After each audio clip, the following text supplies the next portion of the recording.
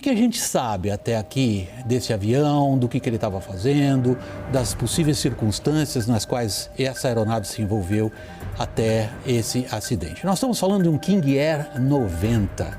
É considerado um avião de extraordinário êxito na aviação executiva e aviação geral. Ele tem um peso máximo de decolagem em torno de 5 toneladas. Para vocês terem uma ideia, um avião comercial de grande uso no Brasil, um Boeing 737, um Airbus, chega a 70 toneladas, para vocês terem uma ideia das diversas relações entre tamanhos de aeronaves. O King Air 90 está aí há mais de meio século. É um avião, portanto, muito bem apreciado, é um avião considerado de fácil e dócil pilotagem, ele tem grande aceitação no Brasil, porque ele é capaz de pousar, de operar em pistas curtas, em pistas mal preparadas, é considerado bem motorizado e ao longo de todos esses anos veio sofrendo muitas e muitas atualizações. Portanto, é uma boa aeronave, nada a dizer em relação a isso. O que ele estava fazendo? Decolou de Goiânia e ele ia para Caratinga. Pra vocês terem uma ideia dessa distância, ela é em linha reta, em linha de voo, é sempre um pouco mais, mas vocês terem uma ideia, são 826 quilômetros.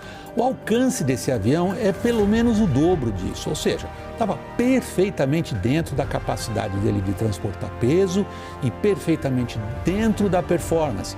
Esse é um avião que voa em média, porque são muitos os modelos, esse avião atinge uma velocidade em cruzeiro média ali em torno dos 400 km por hora, um pouquinho menos, um pouquinho mais, mas é considerado uma aeronave deste ponto de vista não exatamente das mais velozes, mas muito confiável. Onde ele ia pousar? Aí começamos a complicar um pouco a nossa história.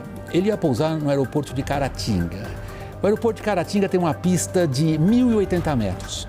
Para uma aeronave desse tipo, 1.080 metros não é exatamente curto, mas também não é algo que dá ao piloto um enorme conforto em termos de tamanho. Porque a gente tem que considerar que Caratinga está a 2.000 pés de elevação, em torno de 700 metros, e isso afeta já a performance de qualquer aeronave, sobretudo quando faz calor, mesmo considerando o fato do King 90 ser um turbo-hélice. Portanto, ele é menos suscetível a essas variações do que os pilotos chamam de altitude e densidade do que um avião que opera com motores a pistão. Voltando à questão de Caratinga, vocês estão vendo os morros em volta dessa pista? Piloto nenhum gosta disso. Esportivamente falando, é divertido para os pilotos, digamos, toda a série de manobras necessárias para ter um pouso seguro, calculado e estável, levando em consideração a topografia. A topografia de Caratinga não é das mais favoráveis para avião nenhum, mesmo considerando o fato do King 90 aproximar uma velocidade ali em torno de 180 km por hora, o que não é muito veloz em termos de aviação, mas já está ali exigindo do piloto muita atenção. Prosseguimos então. Que distância do aeroporto esse avião se acidentou? Vamos conferir. Isto é fácil, isto é um fato, isto não é interpretação. São pouco mais de 4 quilômetros, 4.000 e poucos metros. Isso aí a gente mede em qualquer desses aplicativos da internet, sabe-se exatamente o local do acidente, sabe-se exatamente o local do aeroporto, portanto, esta medida é razoavelmente exata. Local do acidente, 4 quilômetros da pista. Isto significa uma aproximação de mais ou menos, um pouco menos, os pilotos falam sempre em milhas náuticas, de mais ou menos, um pouco abaixo de 3 milhas náuticas. Qual é o problema ali? É que exatamente no ponto em que as aeronaves costumam ficar alinhadas com o eixo da pista, que é onde ele caiu, há fios de alta tensão. Vamos conferir. Esses fios estão perfeitamente registrados. Estamos vendo os fios através do aplicativo Google Earth. Qualquer um de vocês pode conferir o que nós fizemos.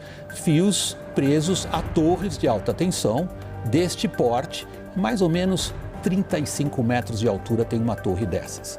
Então podemos considerar que os fios estavam, no mínimo, a 35 metros acima do solo e vamos considerar que as torres, por sua vez, estavam em cima de morros que também têm uma elevação. Esse cálculo razoavelmente, digamos, bruto que nós estamos fazendo, permite, porém, que a gente veja uma outra questão. E aí nós começamos a falar diretamente do acidente. Existe um cálculo na cabeça de todo piloto quando vai pousar por regras de voo visual num aeroporto desconhecido, que é manter uma rampa, como os pilotos dizem, ou seja, um ângulo de descida que lhe permita ter a aeronave perfeitamente controlada em termos de direção para onde ela vai, mas principalmente em termos de quanta altitude ele perde por distância que ele percorre. Vamos voltar para o nosso cálculo. O cálculo é o famoso 1/3, que todo mundo aprende no aeroclube logo no começo. Se falta 1 milha para chegar na pista, eu tenho que estar a 300 pés acima do solo. Se faltam 2 milhas para eu chegar na pista, eu preciso estar a 600 pés acima do solo. O King 90, no qual se acidentou a cantora, ele bateu a 2,6 milhas do aeroporto, ou seja, ali onde ele se chocou com o fio de alta tensão, ele teria que estar a 780 pés, continha simples, certo? Pois os fios de alta tensão ali estão a mais ou menos 300 pés. Em outras palavras, este avião voava naquilo que os pilotos chamam consideravelmente abaixo da rampa. Nós queremos trazer um vídeo para vocês que circula nas redes sociais, tirado da cabine de um outro avião de pequeno porte, um bimotor também, nada a ver com esse King, para vocês terem uma ideia da sensação do piloto nesse momento de aproximação com essa, olhem bem, à esquerda está sentado o comandante, o avião é um Baron, é um avião a pistão, bimotor, muito bem consolidado. Olhem para baixo à esquerda, vocês vão ver a estrada e a cachoeira ali na frente. É nesse ponto que ele bateu no fio de alta tensão. Este avião, o Baron, passou, como a gente diz na aviação, alto. O King passou ali baixo, em termos relativos. Olha a cachoeira ali onde o King caiu. A câmera agora vai levar o olho de vocês em direção à pista, que os olhos treinados de um piloto conseguem identificar lá na frente, lá longe no horizonte. É esta a visão que o piloto queria ter. Vamos ver do ângulo invertido agora? Eixo invertido?